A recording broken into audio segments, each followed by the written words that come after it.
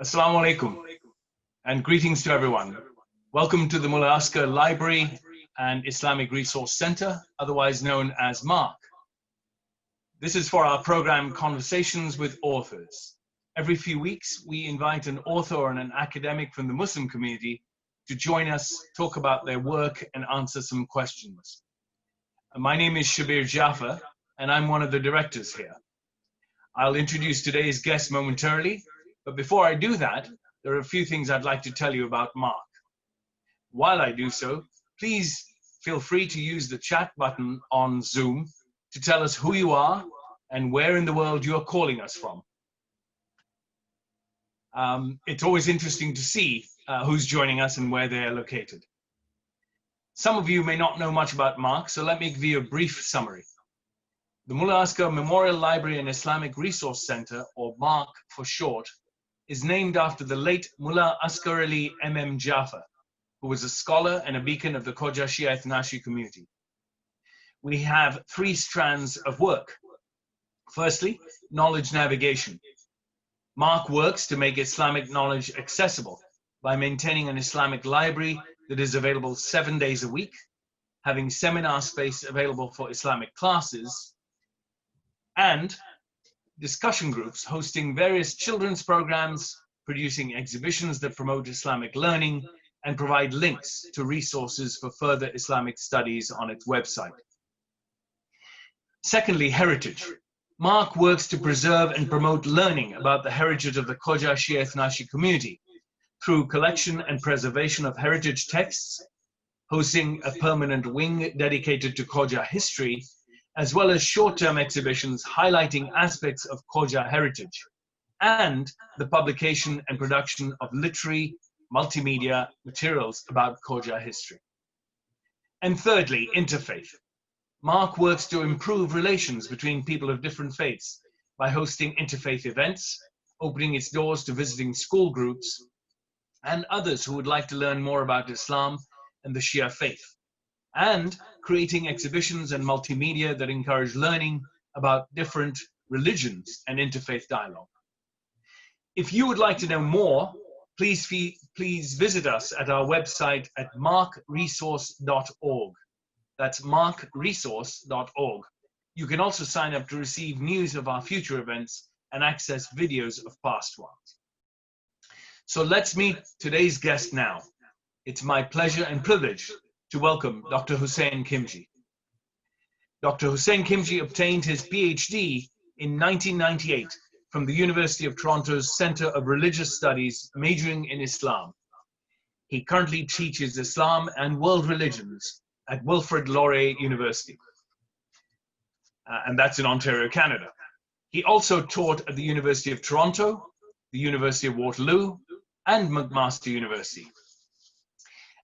And he was a visiting professor at the University of Alberta, where he was asked to develop a course in Shia Islam.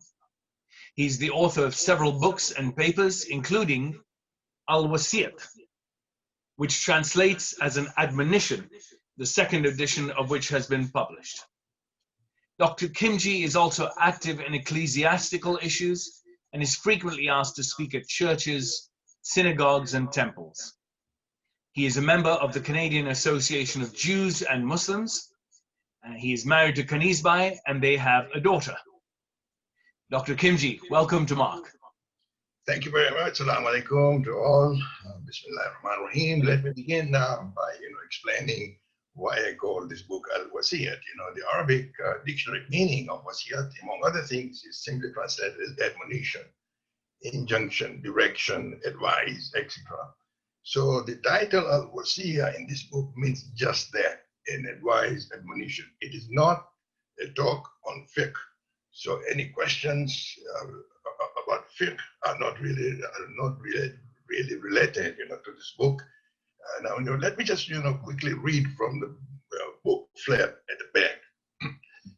This book contains the wasiyat, that is admonition, to all who will take direction to build for themselves and their families a successful earthly life, and in the process, earn with Allah's blessings, inshallah, a successful life of the hereafter. This should be the goal of our life. to use our earthly existence as a farmland to give to us in order to till and sow the seeds of eternal success in the hereafter. Rasulullah Muhammad is reported to have said, "Ad-dunya mazra'atul akhirah," which means that the dunya is a farmland of the hereafter. And that's what it is. The book that gives admonition and injunction through the Quran and the Sunnah of Rasulullah as taught by al-Bayt. Thank you very much for that introduction.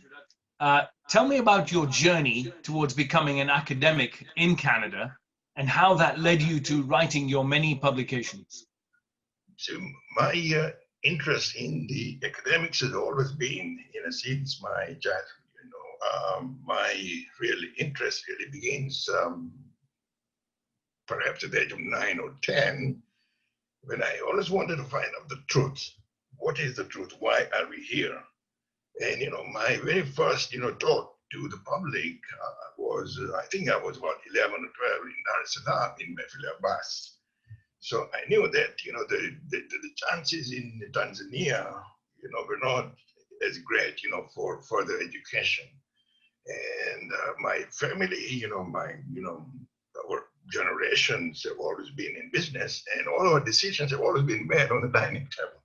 So one day on the dining table, while the whole family was sitting, I said, that I want, I told them in Gujarati actually, that mochi no chokro mochi sase. I don't want to become a businessman. I want to go for the academic learning. So is it okay if I try to go to London, England? And there was a complete support, from the family, and therefore I went to London. Now, education, my real interest in PhD really came to fruition after coming to London. In London, my mind really opened up. But I also had an ambition to become a pilot as well. So, I chose instead of, becoming, so then then of course I, came to Canada in 1975, and then I pursued my PhD. As for the pilot, I actually gave up because I had a choice, either go for university or go to become a pilot, and I decided to go for my PhD. Okay.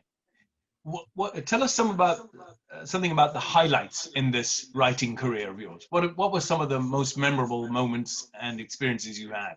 Yes, I very quickly learned in the university that if you want to survive in the university, you should either publish, and if you don't publish, then you perish.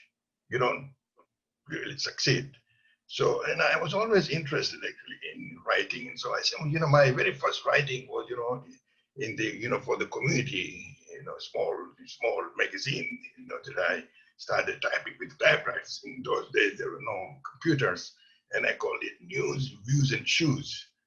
That was my very first one.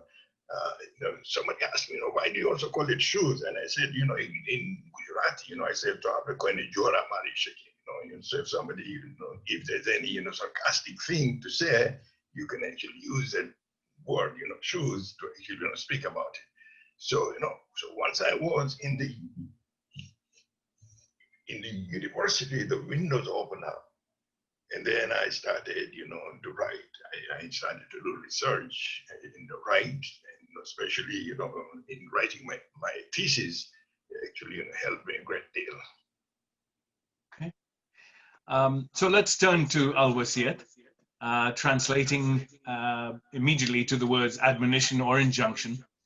In the chapter about the finality of the Holy Qur'an, you wrote that its claim to be the book of Allah subhanahu wa ta'ala and book of universal guidance for all mankind in all ages is one that has to be substantiated with historical evidence. Why did you think that? Well, you see, that's a very good question. The quickest answer actually comes directly from the Quran. And I have quoted a verse in the beginning of the book in this regard. I've said, Allah subhanahu wa ta'ala tells us in Surah Al-Imran, ayat 110, kuntum khayra ummatin ukhrijat lin-nas. So, that you are the best of the peoples, evolved for mankind for the purpose of telling to do what is right and refusing to do what is wrong.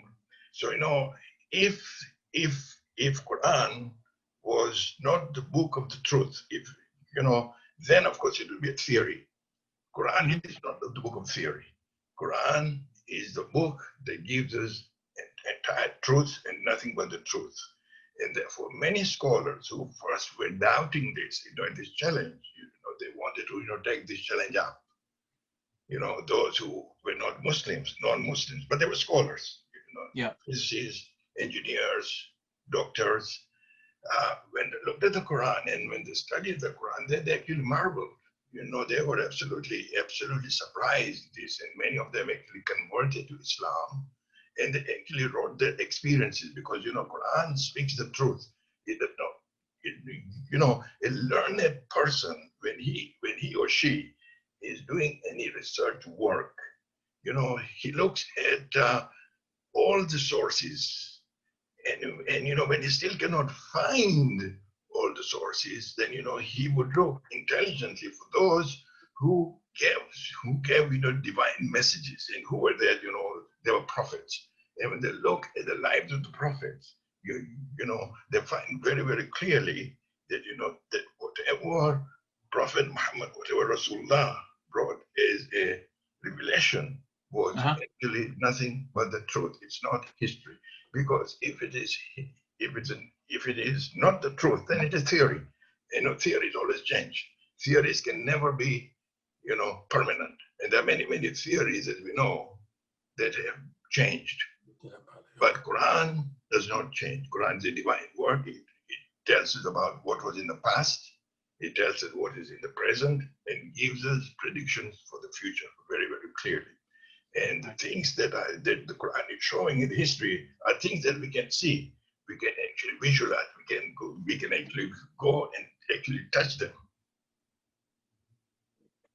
Got it. Thank you. There is a section in the book called Truths and Prophecies. Yes. And in it, you write that any other ideology in which mankind does not totally surrender to the will of Allah in Islam is not acceptable to Allah. And you quote ayat number 3, surah number 85, as support for that statement. Would you agree that there are people of other faiths who would have a problem or find that statement problematic, being given it is so unequivocal in its nature, including perhaps some of those you work with in interfaith matters? I mean, this is indeed a very, very interesting question. First, let's look at the reason why this verse was revealed. It's called Asma bin Nuzul.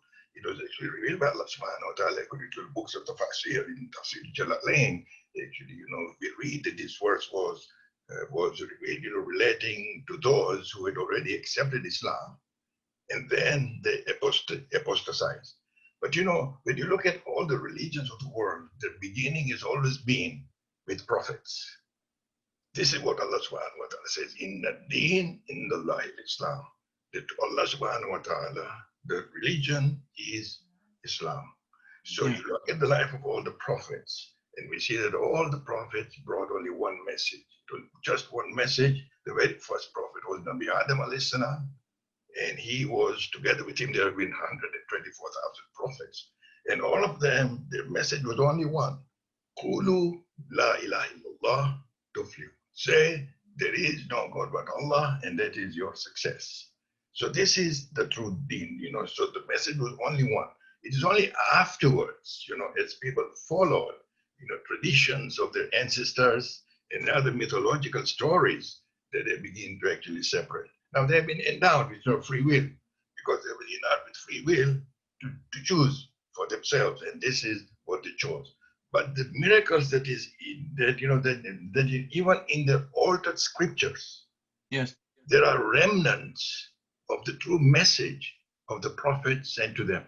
And Muslims are asked to believe in all the revealed books. So, let's look at some of them. So, let's look, some examples, Let's look into Zoroastrianism. Zoroastrianism is the oldest monotheistic faith brought by, the prophet was Zarathustra. And you look in the scriptures called the Gathas. then you find, passages in the book, in Gathas, which will tell you very clearly that this cannot be the word of any ordinary human being. This has to be the revealed word. For example, Gathas, don't you look at up in the sky? What do you see? Stars and the moon. All this, then you look at, in Bible, you look in the Old Testament or the Hebrew Bible, okay? Very find very clearly, for example, in the book of Deuteronomy, chapter 18, verse number 18, you see very, very clear examples of, very similar, passages that you see in the Quran. So, for example, in the book of Deuteronomy, chapter 18, and verse number 18 as well, you find that, it is, in Surah Al-Jumu'ah, exactly same, هو الذي بعث في الأميين رسولا منهم يتلو عليهم آياته ويزكيهم ويعلمهم الكتاب والحكمة. Very, very similar things that you find in the books as well. Look at it. Look at the New Testament. Look at the Sermon on the Mount. Where Jesus, standing on the mountain and he's giving a beautiful sermon on the Mount. And what does he say? Why do you hide your wealth under the ground, under the pillows? Don't you know that if you will give it out as a khairat, as a donations to help others, that you will find it with you when you go back to God.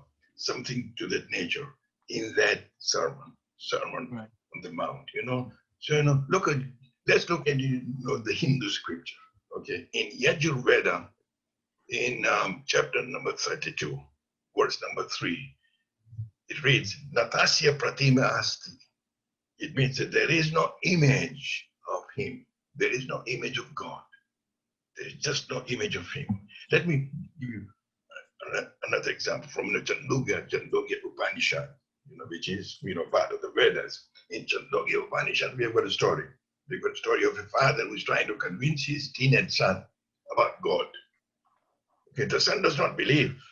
The father is, asking him, that there is God. And he said, no, there's no God. I can't see him. Where is he? So the father then asks him to bring a glass of water.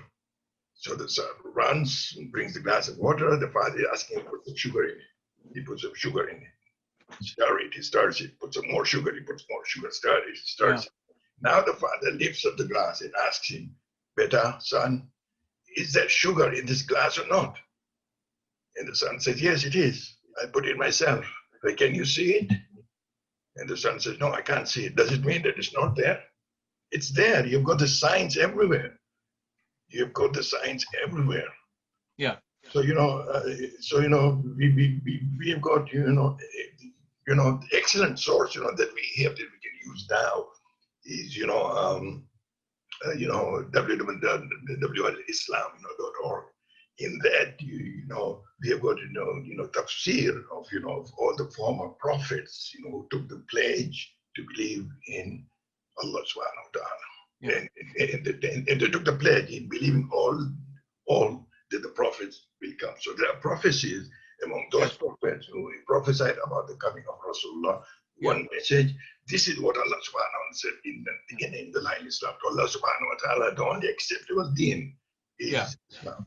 My question wasn't so much aimed at the supremacy and oneness and belief in Allah, more from the point of view of the other faiths, reacting to a statement that you said any other ideology in which mankind does not totally surrender to the will of Allah in Islam is not acceptable. So from their perspective, is it possible that they would look at that, and have a problem with it, saying, why would you claim exclusivity to the acceptance of Allah?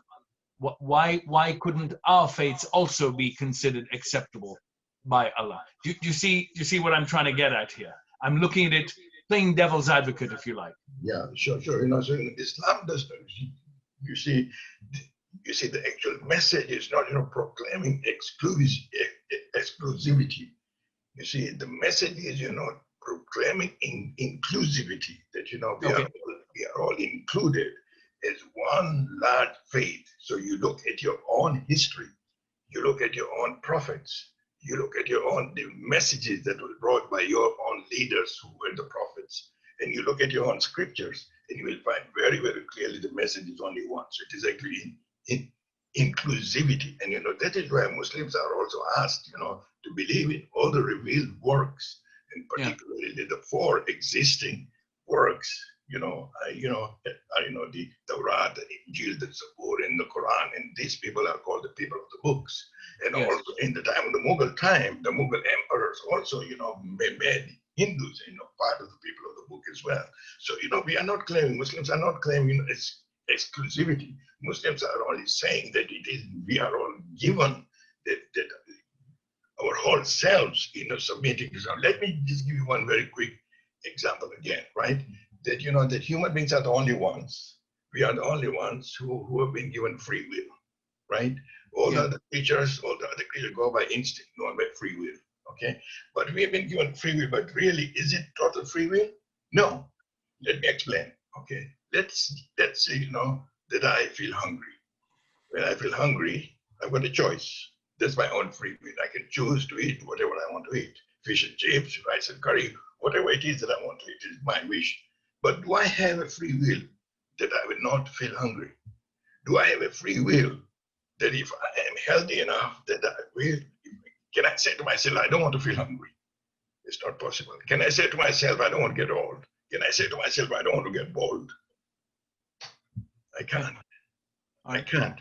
So my free will is very, very limited. In that sense, then we are already submitted to Allah subhanahu. Each and every human being is submitted to Allah subhanahu wa ta'ala.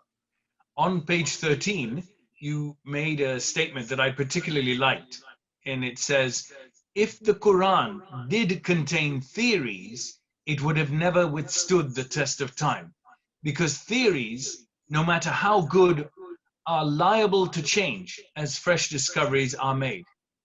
Would you briefly elaborate on that, please? Of course, yes. So, the theories always change.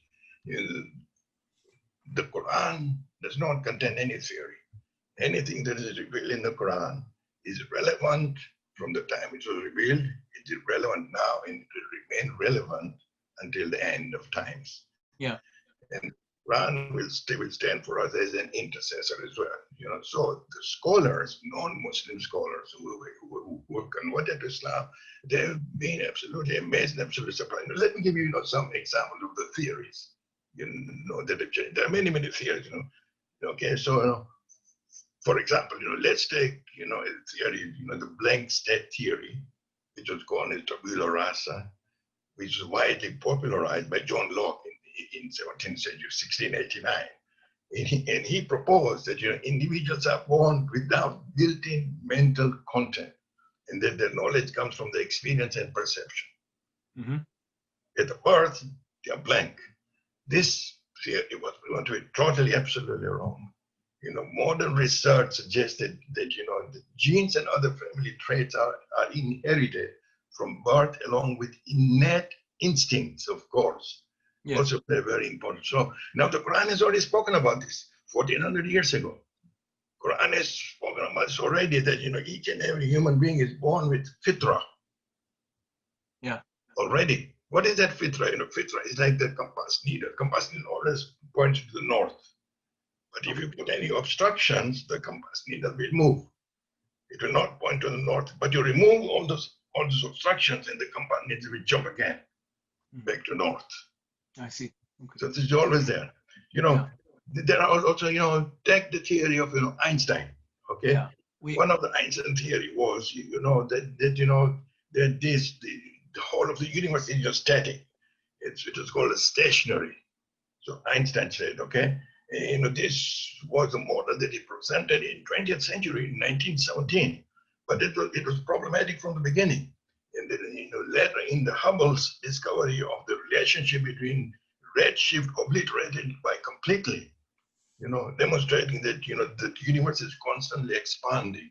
And this is how true it is, Yeah. Shabir Bhai, no, this is so uniquely true, universe is continuously expanding. Yeah. It is kun fayakun of Allah subhanahu wa ta'ala. Allah subhanahu wa ta'ala, be, and it become. Now, Stephen Hawking, Stephen Hawking was considered, he died actually recently, he was considered the most brilliant man living on the face of the earth. He was totally disabled in Oxford, totally disabled. And everything that he called his research was done through the mechanics. Okay? And he produces a book, Theories of the Universe. In the Theories of the Universe, he's shown very clearly that the universe is continuously expanding, and there will come a time when there will be sudden blast. And that's, exactly what the Quran is saying as well. It's 12:30. It's almost time to ask for questions from our audience. So I'm going to ask you one more question that I had, and then if I can, I'll ask you the others later.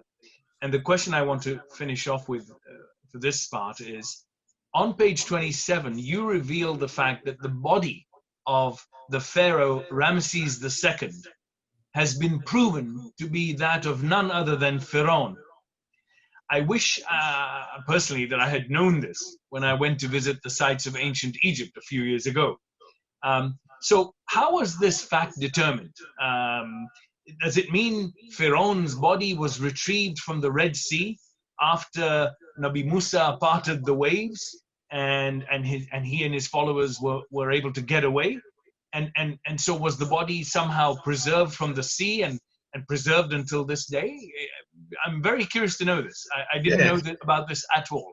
My goodness, you ask a very, very interesting question. All the question is so interesting. You see, the Quran actually tells us this in Surah Yunus. Surah Yunus is Surah number 10, ayat 90 to 92.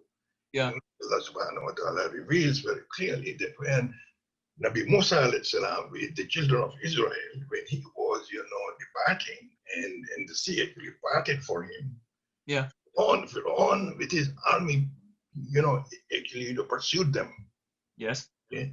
And when Nabi Musa alayhi salam with Banu Israel, when they had already passed, and Pharaoh was actually following them in the middle of the ocean and in the middle of the sea, and the sea closed on them and they all drowned. When they were drowning, the Quran tells us that, this is what Pharaoh said. He said, Qala amantu annahu la ilaha illa alladhi amanta bihi banu Israel wa ana min al-muslimin.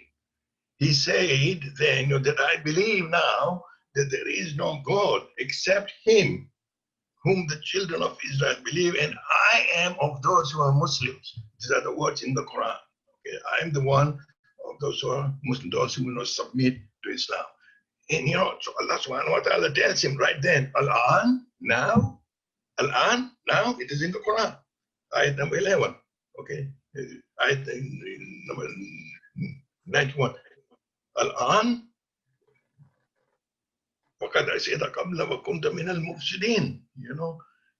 He said, Allah said, and now, but a little while before you were in rebellion and you did mischief. And then Allah subhanahu wa ta'ala tells him that this day now, I will save you in your body. Your body will be saved so that you may become a sign to those who will come after you. Okay. So he wasn't drowned. It was, as we are led to believe. Okay. It was drowned. His body was retrieved. I see.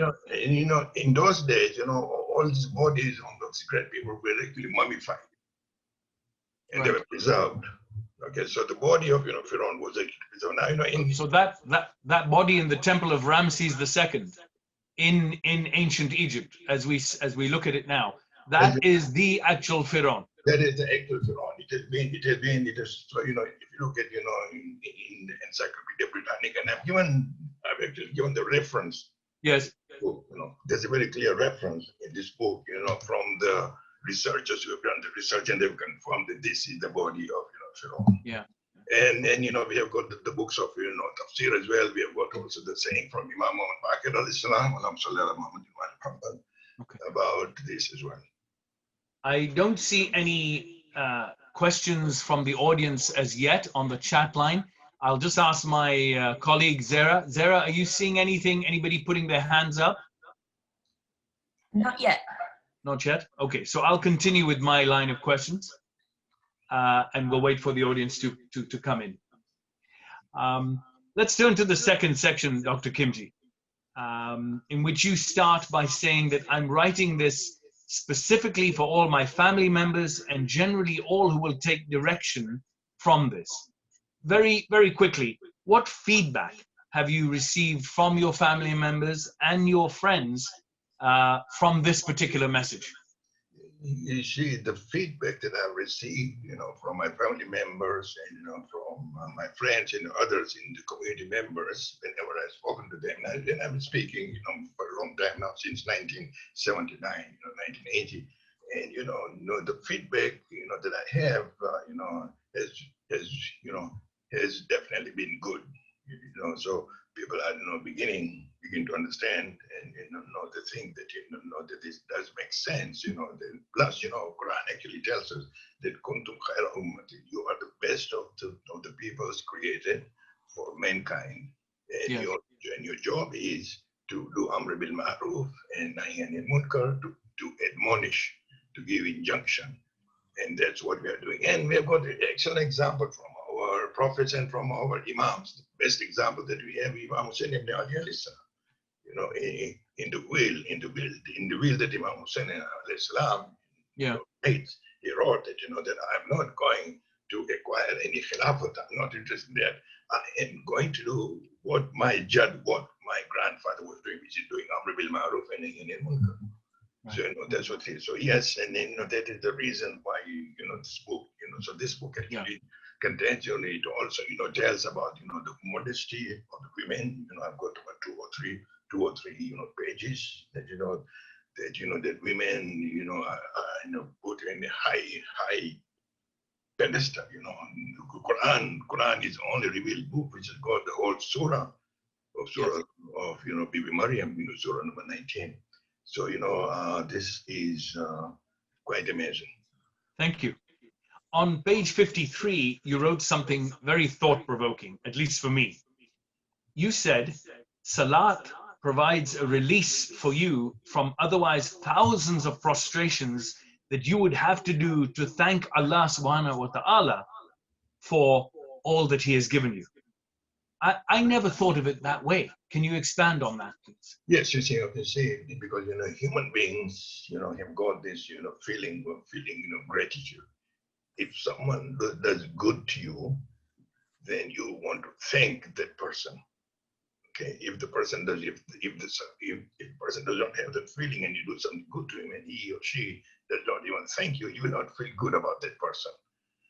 Each and every human being has been given that, to say thank you. As a matter of fact, all the animals are also given that kind of instinct. When you've got a cat at home and you feed a cat, you will see that the cat, after feeding, will look up and you will see gratitudeness in her eyes. It will come and rub itself with your feet. You go to the zoo and you see those large animals, when they are fed by the zookeeper, you will see, the feeling of gratefulness. You can train the wildest animals by making them feel gratitude, towards you.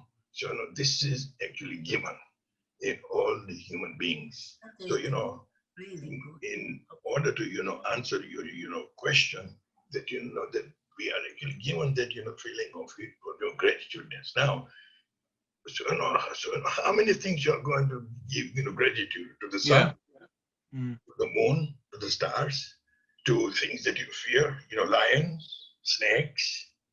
How many things? You will be prostrating to thousands of things every day because you feel so grateful to everything. Allah subhanahu wa ta'ala says you don't have to do nothing of that. Everything I've been created for you. Everything is subservient for you. I have created for you. Whatever is in the heavens and the earth, whatever is between them and in them is for you. Yeah, subhanAllah. They are subservient for you. All what you do is you do the sajda to me. So, Iqbal said, ये एक सजदा जिससे तू गरा समझता है देती है तुमको हजार सजदों से निजात. And I put in Gujarati as well. In Gujarati, I think I've said here,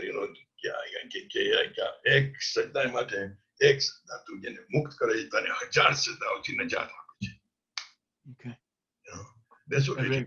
Allah subhanahu wa ta'ala says just one sajda, salat, and salat actually prevents you from other evils as well. I mean, how would you,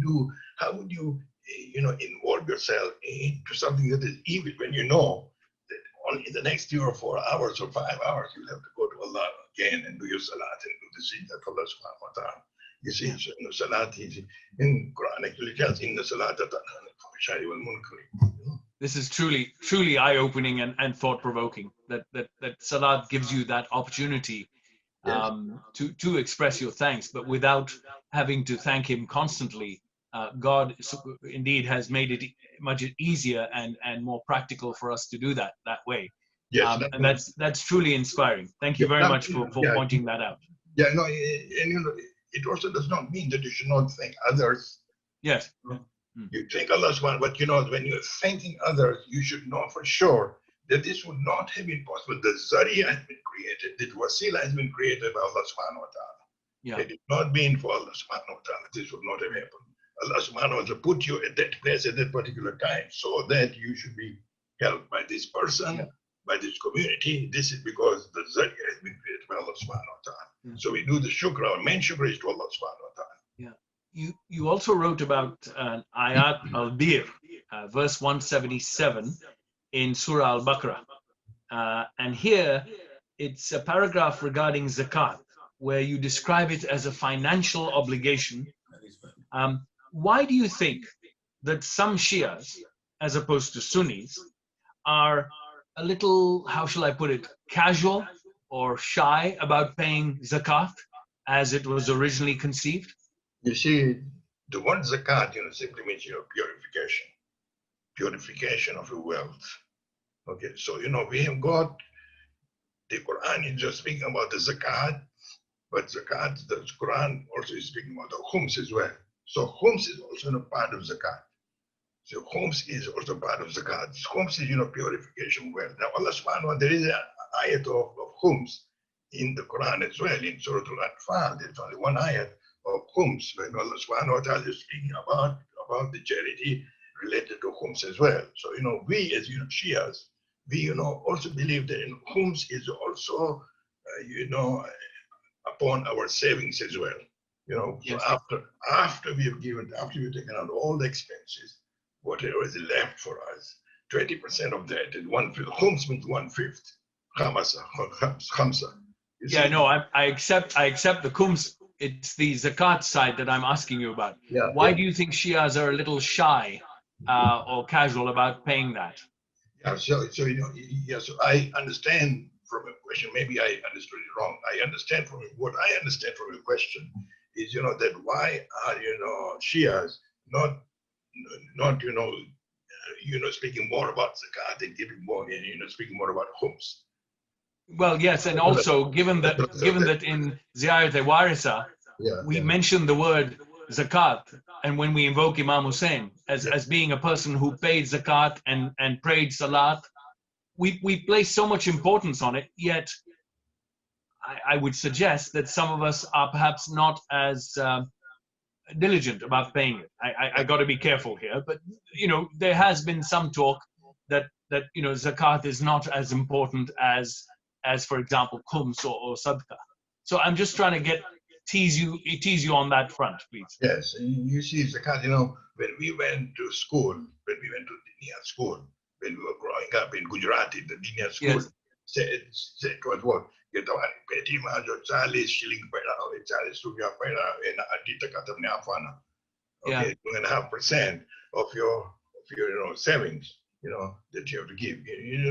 Now we have got scholars who have done complete study on this. They have done complete ijtihad on this. Yes. So we have got very clear, that zakat is, khums is also part of zakat. So khums, we'll take zakat, khums become 20% on our savings. Zakat is still there, but then it will be on the other things. I agree with you. I agree with you that there are scholars right now.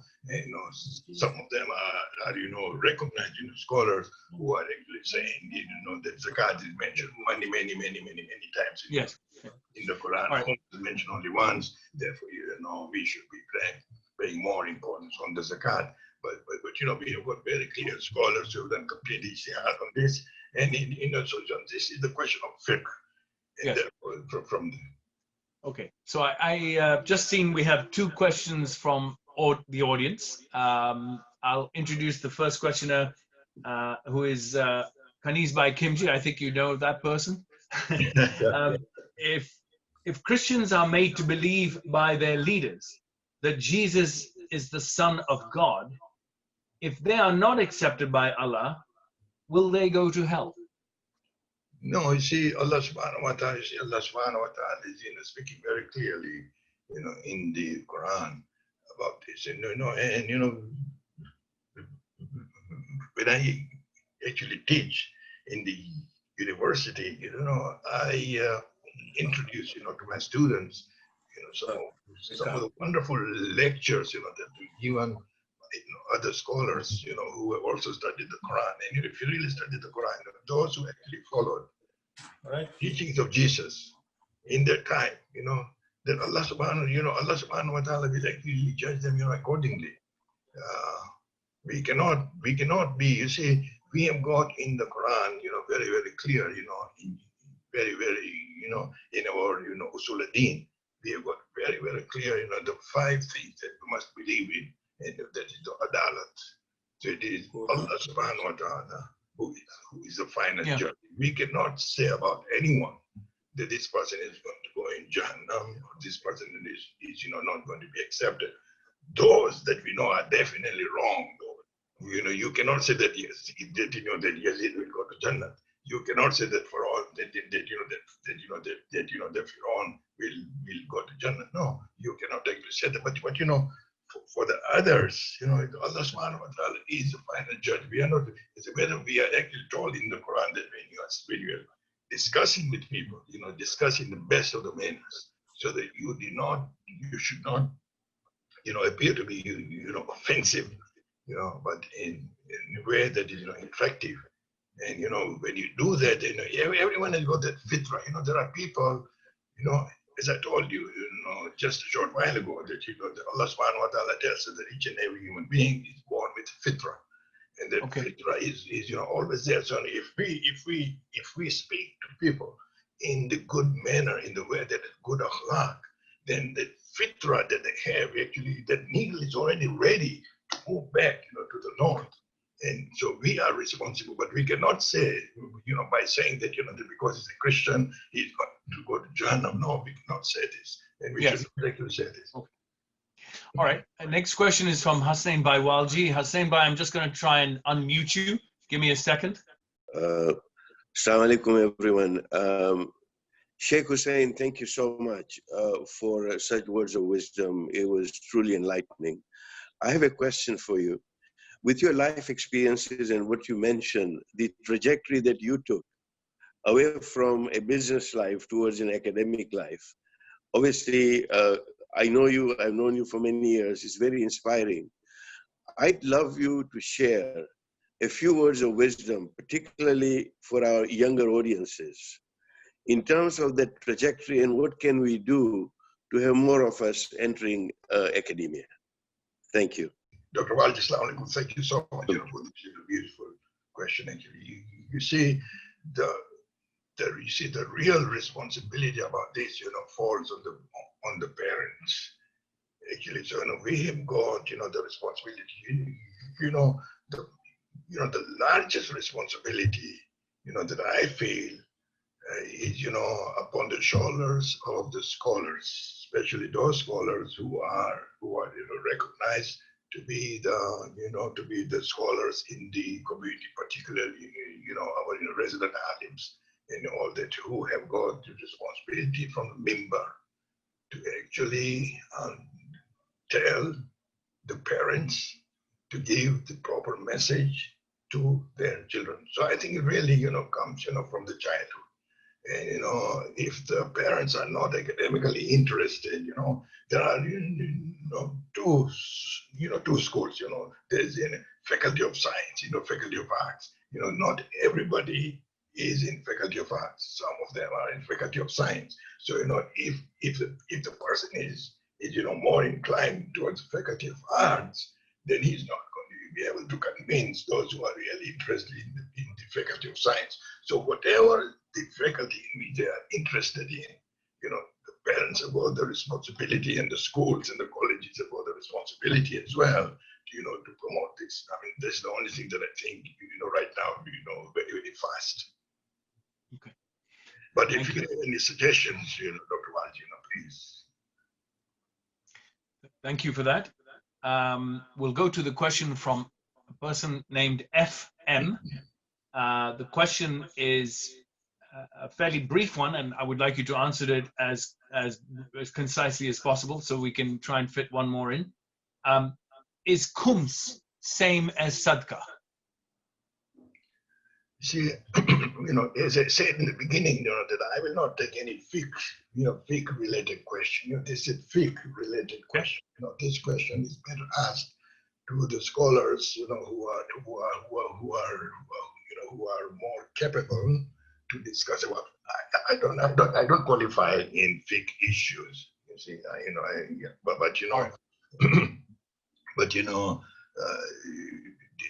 you know.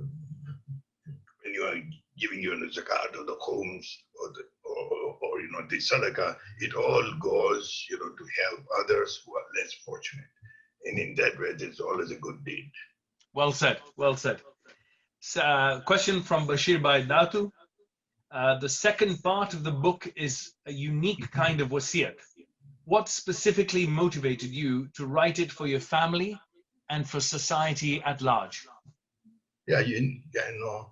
As I said, you know, the Quran actually tells us, you know, that kuntum khairul ummah, you know, that you are the best of the creation. Allah subhanahu wa ta'ala has created from among all mankind.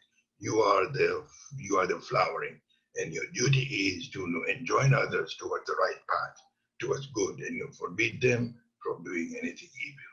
So you know that is the motivation, you know, that actually led me from my childhood. As I told you, that I was always in search for the truth. You know, when I did, you know, complete studies, I know that this is the truth. And when I know that this is the truth, then my first responsibility is towards my own family. You see, a Muslim has got three-pronged responsibility. The first responsibility is, you know, towards to himself. Then the second prong is, you know, towards his family. And the third one is to his community, to the whole world. So this is what actually motivated me. That am I only speaking to my family? Do I have responsibility to others as well or not? I do. And in order to partly fulfill, and I hope that Allah subhanahu wa ta'ala will actually accept this, that is why I actually chose to write this book as, you know, part of my admonition, injunction from what I know very clearly, and everything that I've said here, you know, cannot be challenged as false, because everything is the truth. And that is the reason why I have created this book in two parts. You see, the first part is speaking about the authenticity of the Quran. It's a true book of Allah subhanahu wa ta'ala. When we have understood that part one, then when you go to part two, when you see the actual wasiyat, actual injunction, then you know that everything there is the truth and cannot be challenged, because everything is spoken from the Quran and the Sunnah of Rasulullah through al-Bayt alayhi salam. So everything is, you know, absolute. And then at the end of the book, I've given two exercises. One is, you know, Ayatul Bir, which is ayat number 177 from Surah Al-Baqarah. This has to be studied definitely, because once you study this, you know, then you get complete picture of what are our duties, and Allah subhanahu wa ta'ala says only these are the people who are the righteous ones. So in order for our success, this is what is important. This is what has motivated me to write this. Thank you, Dr. Khimjee, and thank you to Bashir Bhai and all the other questioners for contributing to this discussion. I'll ask one last question and then start to wrap things up. Dr. Khimjee, on page 76, you state that Imam Jafar Sadiq alayhi salam was asked about an al-Muqaddib, meaning an indentured slave. The Holy Prophet sallallahu alaihi wasallam actually tried to eliminate slavery gradually. You know, years and years before that period of Imam Jafar Sadiq alayhi salam. So wasn't the elimination of slavery achieved by the time of Imam Jafar Sadiq? Or was it still persisting? Not completely achieved. Not completely achieved. You know, the slavery actually continued even, even after the Khilafat of 12 Imam, the Ottoman Empire had slaves, all the others, Islamic Empire, slaves, and then actually slavery was also taken up by the Western powers, in the colonized Islamic lands, so the slavery, unfortunately, never totally ended. And even now in the modern world as well, there is a lot of talk, about slavery. Yes. Slaves, actually also in Islamic countries, Saudi Arabia and other places as well, where people are treated as slaves. So slave. No, it did not totally end.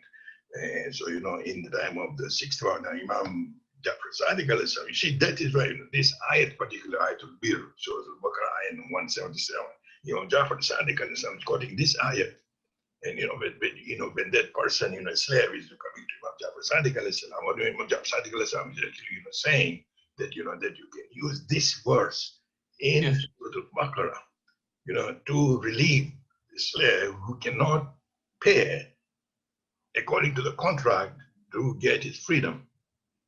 You see, this Ayatul Bir is very unique. Ayatul Bir is, actually telling us that what is righteousness.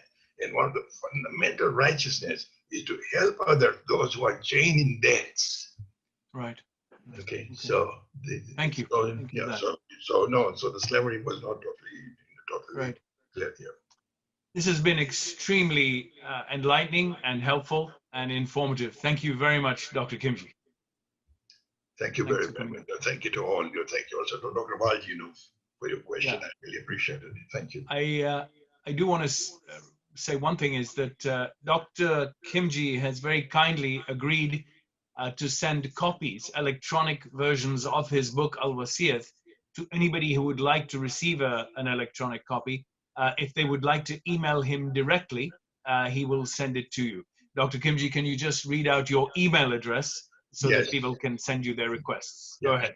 Yes, here's the book, again, and it is, so if you want a copy of this electronic copy, I'll be very happy to send it to you. You can send me an email request or on the subject line, or just write book request. Okay, and I will immediately send it to you. So you can send it to h.khimjee, Khimjee, Khimjee, h.khimjee @utoronto.ca. U is a letter U, not word. U for university. utoronto.ca. So h.khimjee @utoronto.ca. On the subject line, just a book request, and I will immediately send it to you, inshallah. Thank you very much. We wish you continued success and we wish you well for the future, of course. Thank you. May God bless you for all the work you do on behalf of the community. May Allah subhanahu wa ta'ala accept from all of us. All of us are doing work. You are doing, that's a good work as well. And to our audience, thank you very much for joining. I'd just like to preview our next discussion, which will be held on Saturday, November 7th at the new time of 1 p.m. Eastern Standard Time, because on November 1st, of course, the clocks change in the Western world. And so we will be moving our normal slot from 12 noon to 1 p.m. And on that day, I'll be welcoming the journalist, the professional journalist and university lecturer, Sister Shehnaz Karmali, who will be here to talk about her work as a journalist, her contributions to the field of writing, and her particular interest in the area of geopolitics and human rights. So looking forward to a very interesting discussion with her, and I hope you all will try to tune in. You will not regret it. So again, thank you. I wish you all well. Have a good weekend. Khudafis and take care.